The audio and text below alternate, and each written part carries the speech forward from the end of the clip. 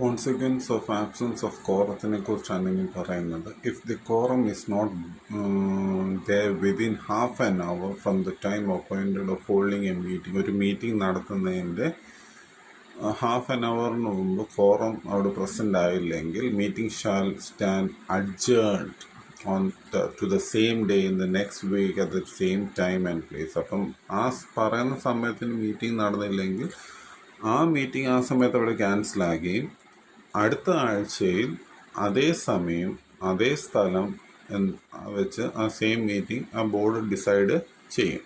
The meeting if called by requisitionist shall stand cancelled. പറയുന്ന ആൾക്കാരല്ലാതെ വേറെ ആരെങ്കിലും ആ മീറ്റിംഗ് നടത്താൻ ആഗ്രഹിക്കുകയാണെങ്കിൽ അത് ക്യാൻസൽഡ് ആയിട്ട് കാണിക്കും. In case of adjourn meeting, company shall not give not less than 3 days notice to members either individually or by publishing an advertisement. അപ്പം ഇൻ കേസ് ഓഫ് അഡ്ജേൺ മീറ്റിങ്ങിൻ്റെ കേസിലാണെങ്കിൽ company shall not give not less than 3 days notice. Company പൊതുവെ കുറയാതെ 3 ദിവസത്തെ notice ആയിരിക്കും ഇത് ചെയ്യുന്നത്. To മെമ്പേഴ്സിന് കൊടുക്കും, ഐദർ ഇൻഡിവിജ്വലി ഓരോരുത്തരുടെ അടുത്ത് നിന്ന് കൊടുക്കും, അല്ലെങ്കിൽ ഒരു ന്യൂസ് പേപ്പറിൽ അഡ്വർടൈസ്മെൻറ്റ് പബ്ലിഷ് ചെയ്തിട്ട് അതൊന്നെങ്കിൽ ഇംഗ്ലീഷിൽ അല്ലെങ്കിൽ വേറെ ഏതെങ്കിലും ഒരു വെർണാക്കുലർ ലാംഗ്വേജിലായിരിക്കും അവരത് പ്രസൻറ്റ് ചെയ്യുന്നത്. എവിടെ? ആ ന്യൂസ് പേപ്പറിനകത്ത്. ഒന്നെങ്കിൽ ഇൻഡിവിജ്വലി കൊണ്ടുപോയി കൊടുക്കും, ഇല്ലെങ്കിൽ ന്യൂസ് പേപ്പറിനകത്ത് പബ്ലിഷ് ചെയ്ത് കൊടുക്കും.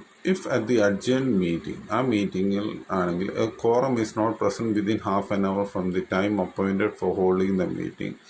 ആ മീറ്റിംഗ് നടത്തേണ്ട സമയത്തിൻ്റെ ഉള്ളിൽ തന്നെ ആ മീറ്റിംഗ് നടന്നില്ലെങ്കിൽ ദ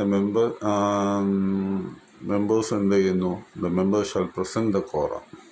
അപ്പം ആ പറയുന്ന സമയത്തിനുള്ളിൽ ഇത് ചെയ്തില്ലെങ്കിൽ പോലും അവിടെ ആ കോറം പ്രസൻറ്റ് ചെയ്യും.